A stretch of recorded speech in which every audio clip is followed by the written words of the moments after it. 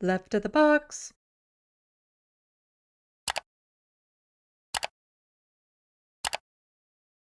The thing is like when we talk about the hatred in the States and Trumpism and all that sort of stuff, it travels up here. So Quebec City mass shooter scoured Twitter for Trump right-wing figures before the attack.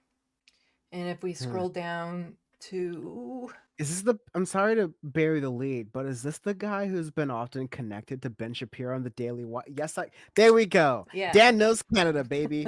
So Bassinet also appears to have obsessively visited the Twitter accounts of Tucker Carlson and Laura Ingraham, Fox News personalities, David Duke, the former leader of the Ku Klux Klan, Alex Jones of InfoWars, conspiracy theories like Mike Cernovich, Cernovich.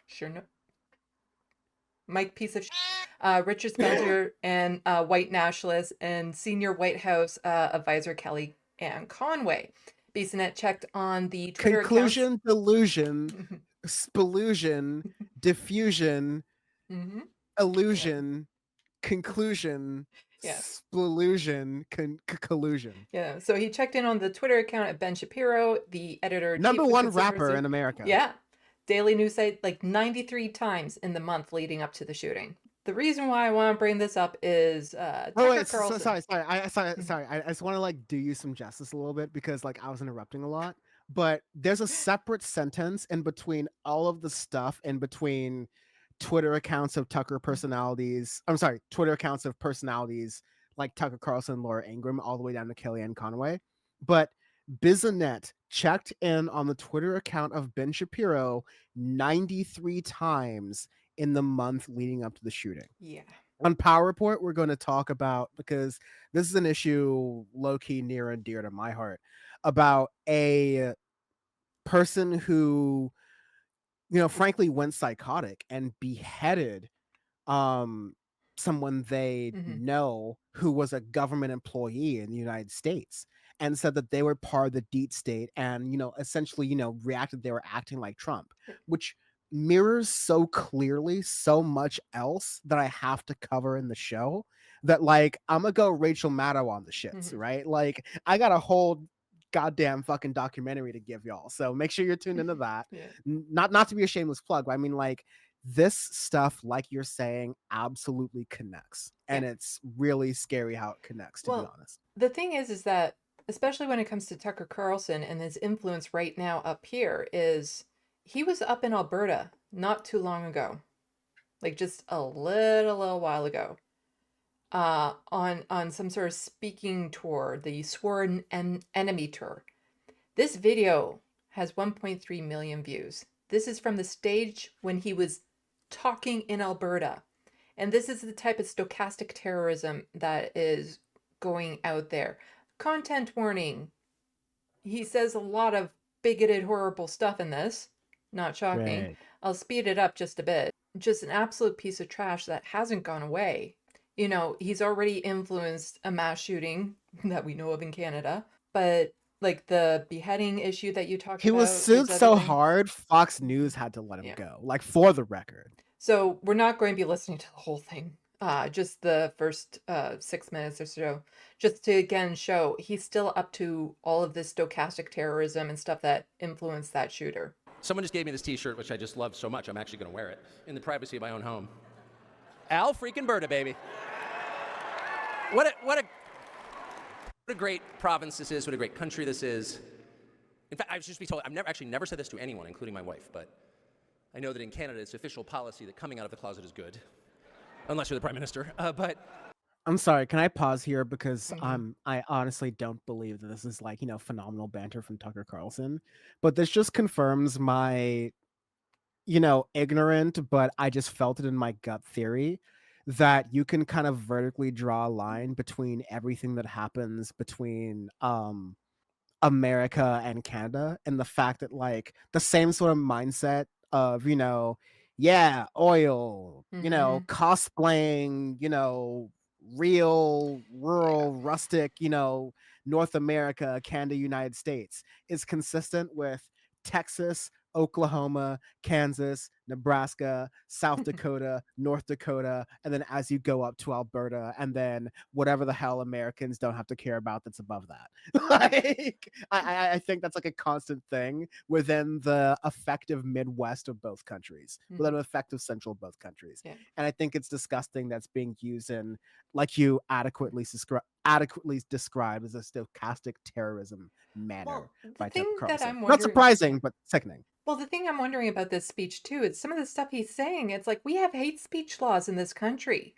Like I don't know how he was allowed to get away with some of the stuff that he said on stage.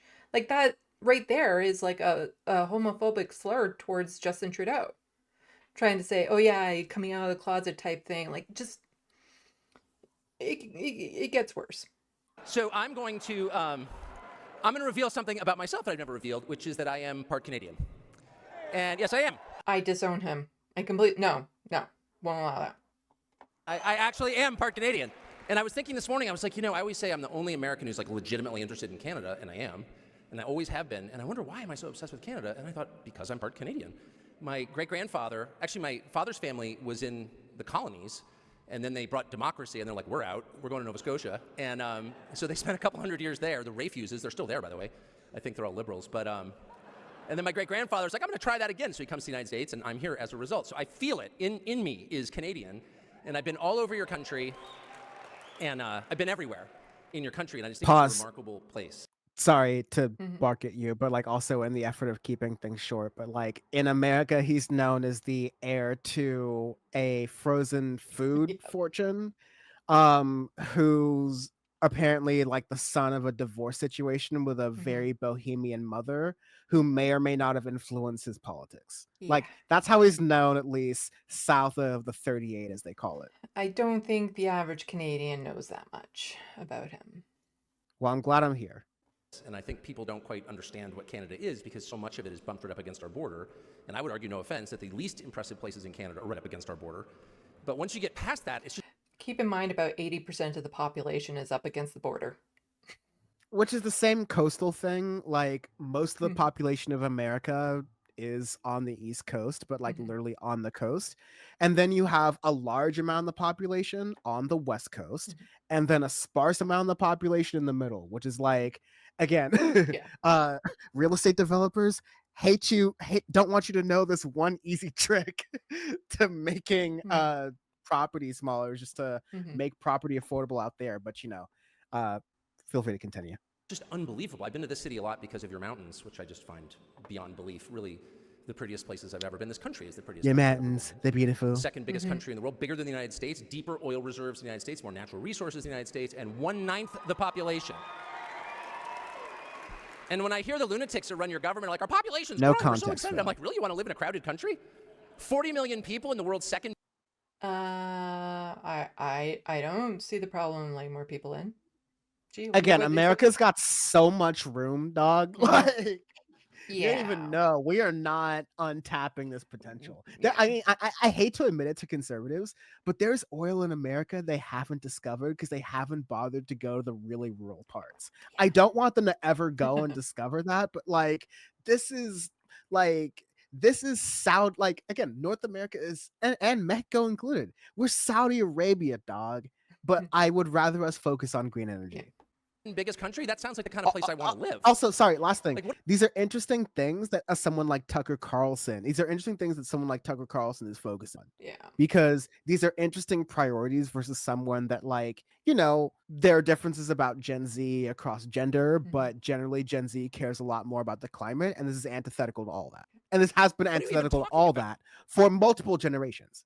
Oh, you morons. But anyway, so I've come to Canada a lot, and every time I come, so many things. That just sounded so disturbing. Strike me. First and foremost, the natural beauty, the unbelievable natural beauty, prettier than Switzerland, in my opinion. And the second thing I notice is the politeness of the people. That's real. And the third thing I notice is that all the comedians left decades ago. And it brings it out in me. And making fun of Canadians, and as I've already told you, and I hope it's obvious, is done with love. But I just can't control myself because no one will ever laugh at your joke. And so every time I go to Toronto, which I try not to do, but I do wind up there, every time I check in a hotel, I'm like, you guys have hot water? Like, where'd you get all the electricity? This is unbelievable. And they always have the same responses. According to Pierre Poilievre, the electricity comes from lightning. Yeah. from all the lightning farms. Anyway, Had electricity for a long time, eh? Like, no, it's a joke. You don't really have sled dog parking in front. I know that. No, we haven't had sled dogs in a long time, eh? And so, I just love that. that's more just Canadians getting fed up with those American jokes. I've told so many sled dog and Molson jokes, it's just, and I'll never stop. But one of the reasons I do it is because I do think it's important But the ass to- keeps going. to laugh at your circumstances, not simply because it makes you feel better, though it does, but because it gives you perspective on them. And humor requires some distance, some critical distance, both from yourself and from your surroundings. And you can't really see things clearly until you have that. And so if you have a country where the funny people feel like they have to leave, that's a huge problem. And that's the first problem. The second problem is you can't really be effective as a political movement or a resistance movement, which effectively you are, if you don't laugh at your enemies. Because not only are they evil, We laugh at them all the time. and they are, they're also ludicrous. They're ludicrous. And it's really important to say that because it saps their power immediately. Laughing at somebody, and if you're a married man, you know that, no, it's true. Your wife could come and hit you in the face with a 2x4, and that would be less painful than having her laugh derisively at you, particularly when you get out of the shower. We're getting into the accidental therapy portion for Tucker Carlson of the evening. Like, I'm sorry, has that happened to him?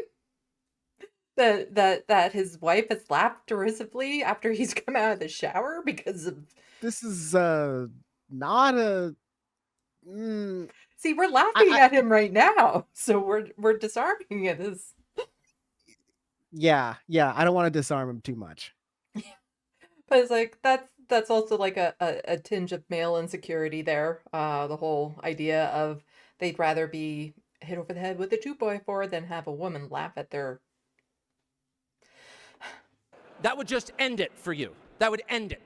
Your male power would evaporate like a puddle on a hot day, like you'd be done. Because it has that effect.